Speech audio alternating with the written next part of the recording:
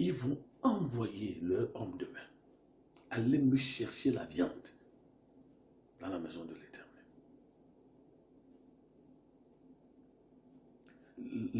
La maison de Dieu est devenue leur gibecière.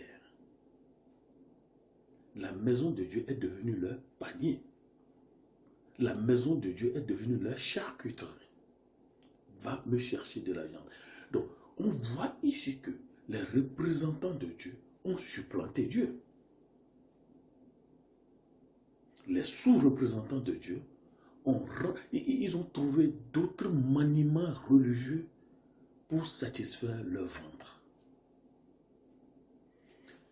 Et Finney et Hophné, ceux qui sont supposés porter l'arche de Dieu, ceux qui sont supposés être en présence de l'arche de Dieu, sont les présidents titulaires de cette diffamation sacrificielle de Dieu.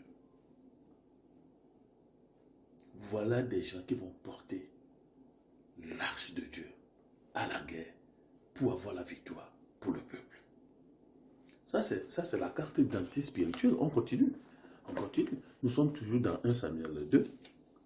1 Samuel 2. Suivez. Dans le verset 22, on nous dit, il a pris aussi, ça c'est le père, le magistrat public, le prophète. Il faut savoir ça. Un prophète, ce n'est pas seulement celui qui fait du bruit, dit des choses comme ça. C'est quelqu'un qui connaît bien le droit, qui lit bien le droit, qui dit bien le droit.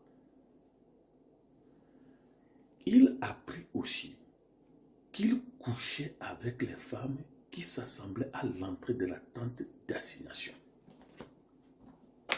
Voilà, nous qui portons l'arche de l'Alliance. Nous qui sommes à la présence de l'arche de l'Alliance. Non seulement nous volons les choses de l'Église, mais nous couchons aussi avec les femmes et les filles qui sont dans nos églises. Donc, nous qui sommes supposés porter l'arche de Dieu au devant de la scène publique, au devant de la scène politique, au devant de la dérive constitutionnelle, voilà ce que dit notre carte spirituelle et morale.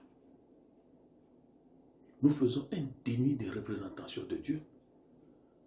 Nous faisons un abus de la représentation de Dieu et nous sommes moralement disqualifiés.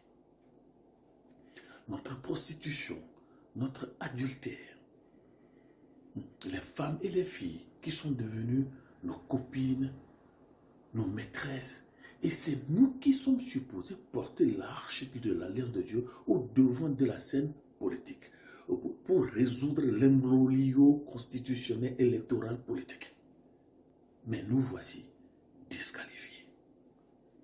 À la naissance de la politique moderne, il y a eu échec de l'Église.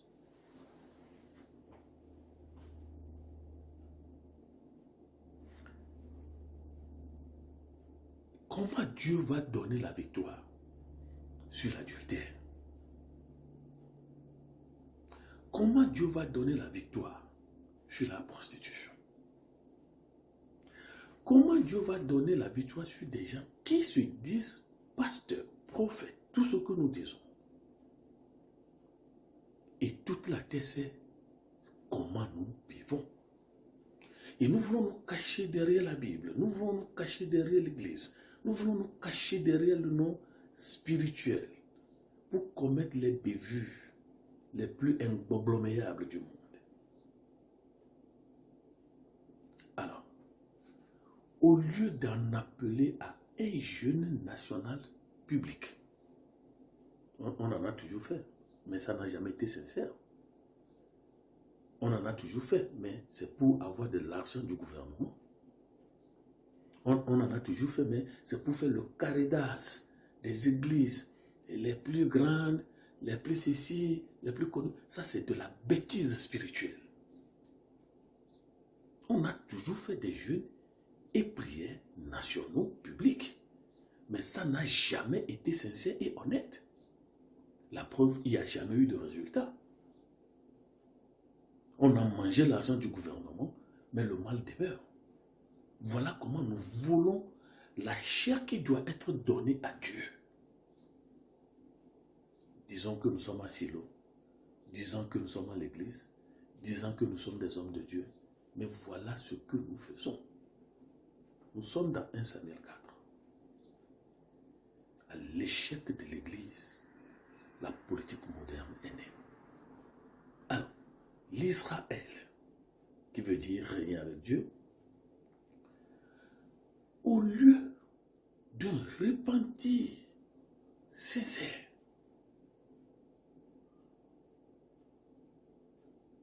on veut court-circuiter le processus.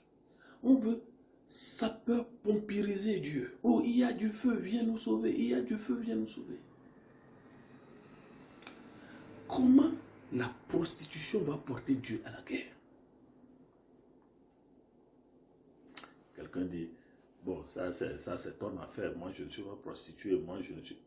Vous voyez, tous ceux qui font la classification et la catégorisation du péché sont des gens qui n'ont jamais compris Jésus-Christ. Je vais répéter.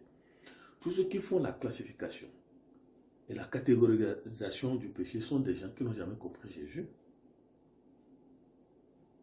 Avec Jésus, tous les péchés sont égaux. C'est nous les hommes qui projetons notre traditionnalité dans l'interprétation de la parole de Dieu. Devant Dieu, tous les péchés sont égaux.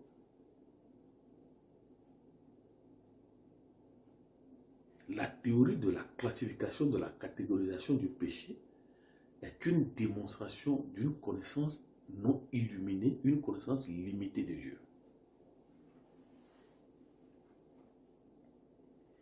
Mais au lieu de nous repentir, on endurcit le cœur. On invite Dieu dans la danse. Dieu, dans nos églises. Je n'ai prié, je ne sais pas quoi. Est-ce qu'on ne s'est jamais converti? Mais Dieu honore toujours son nom, il va aller à la guerre avec eux. Mais voici ce que Dieu va faire. Dieu va faire tuer, finir et revenir. Ceux qui vous disent que Dieu sait bien tuer, Dieu sait bien tuer. C'est pourquoi j'ai dit aux gens, ceux qui défendent Dieu n'ont jamais compris Dieu. Ceux qui pensent qu'il faut défendre Dieu, à des gâchettes, à des machettes, à des couchettes, à des saucissettes, n'ont jamais compris Dieu. Dieu sait bien tuer. Les porteurs de l'âge de Dieu, amoral, immoral, Dieu va les tuer. Non seulement cela, les enfants clés du magistrat public, le prophète Élie, qui dans la constitution papacratique, c'est-à-dire après le père, c'est le fils, ceux qui vont remplacer le prophète nonchalant, irresponsable. Mais qu'est-ce qu'il a dit? Mais mes enfants, ce qu'on entend dire n'est pas bon. Vous faites pécher le peuple de l'Éternel. Si un homme pêche contre un homme, Dieu le jugera. Mais s'il pêche contre l'Éternel, qui intercédera pour lui? Et il n'écoutait point là. Ça c'est une récitation. Mais il n'y a pas eu de punition. Il y a récitation de la loi de Dieu, mais il n'y a pas de changement. La Bible dit que, mais on le fait pourtant. Est-ce que vous avez vu quelque part là-bas où on a dit le prophète a puni ses enfants?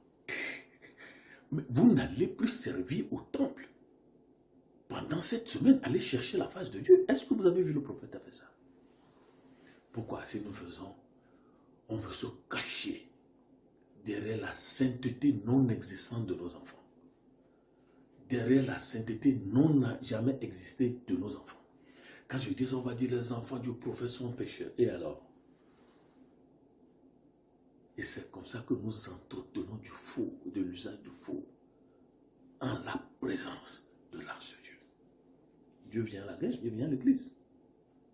Il fait les miracles. Et on pense qu'il a oublié nos péchés. Il va nous tuer. Il s'est bien tué.